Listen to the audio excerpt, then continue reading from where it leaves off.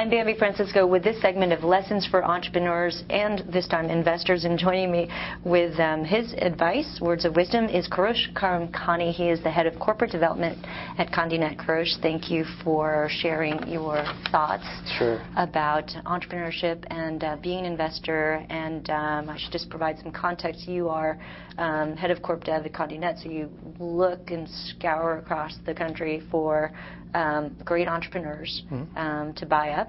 And so for those entrepreneurs, what lessons, what pieces of advice would you give them? Pieces of advice. Well, it always comes down to the team. It always comes down to who you have around you. The best teams the best companies that I've come across are ones where there's a strong CEO, but that person is not afraid to hire people who are just as smart or smarter than they are.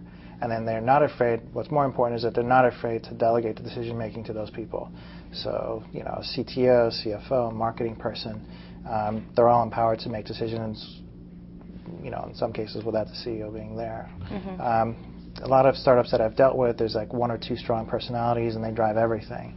Those tend not to work out as well, because after you reach, say, 20, 30 employees, and it spins beyond your control, and you just can't make decisions with everything. And handle that. On the investment side, you've made many acquisitions, Reddit, and of course Wired Digital.